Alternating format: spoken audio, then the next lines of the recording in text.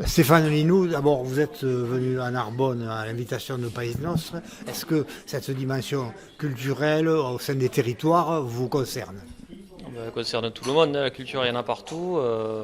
La richesse de tous les territoires, en gros, la culture, comme je dis tout à l'heure, très grossièrement, au fil du temps, ça a été faire quelque chose de ce que l'on a sous la main.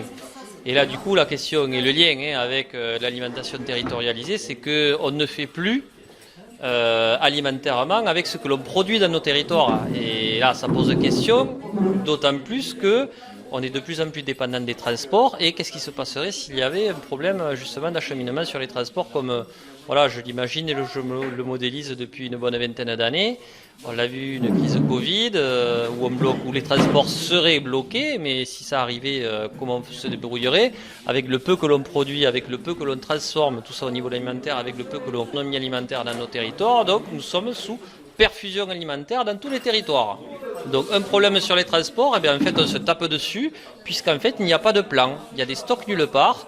Et les collectivités locales, pour l'instant, n'ont pas, dans leurs plans communaux de sauvegarde, dans leurs plans intercommunaux de sauvegarde, le risque de rupture d'approvisionnement alimentaire qui pourtant a été, par le ministre de l'Intérieur, défini comme étant un risque majeur. C'est pour ça que je forme de plus en plus d'élus en France et de territoire pour qu'ils intègrent cela et qu'ils mettent en place des mesures très concrètes, basiques de jardin ouvrier, de savoir cuisiner, de favoriser l'installation de maraîchers, d'augmenter les produits locaux à la cantine, tout ça pour des raisons de sécurité.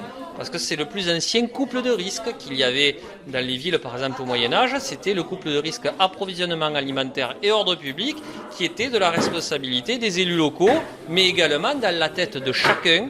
C'est-à-dire que chacun produisait une partie de sa nourriture, chacun transformait, donc cuisinait une partie de sa nourriture, et chacun stockait une partie de sa nourriture. Donc en fait, c'était dans les têtes individuelles, mais également dans les têtes des politiques. Et ça, c'est tout sorti de ces deux têtes pour être maintenant indirectement assumé par des acteurs privés que sont Leclerc, Carrefour et compagnie, qui n'ont que 2 jours de stock. Donc en fait, les stocks sont dans les camions et il n'y a pas de plan B, ni au niveau de l'État, ni au niveau des collectivités locales. Est-ce que le déclic chez vous, ça a été cette action qu'on a beaucoup médiatisée, qui a été très connue, de Locavor à Castelnaudary en 2008, je crois. Est-ce que c'est à partir de là que votre réflexion... En 2008, parce que j'avais déjà ça en tête et que je voyais que ça ne montait pas au cerveau. C'est pour ça que je m'étais mis en scène en lançant au niveau national le mouvement Locavor en ne me nourrissant qu'avec des produits issus d'un rayon de 150 km autour de mon assiette. Donc pendant un an, plus de café, de chocolat, de banane, tout ça.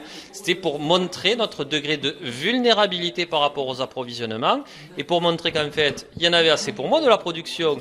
Mais s'il y avait justement un confinement, est-ce qu'il y aurait assez de nourriture pour tout le monde si on devait compter sur nos propres ressources? Et en même temps, je montrais des pistes d'action et j'articulais ça avec la sécurité civile, la sécurité intérieure, la sécurité nationale. Donc c'est pas du repli sur soi, c'est une question de sécurité. C'est en fait le plus vieux sujet du monde, le lien entre l'alimentation et la sécurité. Mais tout ça, c'est pas sécurité au niveau répressif, c'est pour que justement que l'insécurité n'arrive pas. Donc c'est tout ce qu'on met en place en amont pour pas que l'insécurité arrive. Donc c'est mettons en place des mesures barrières alimentaires territorialisées. Merci Stéphane. Un plaisir.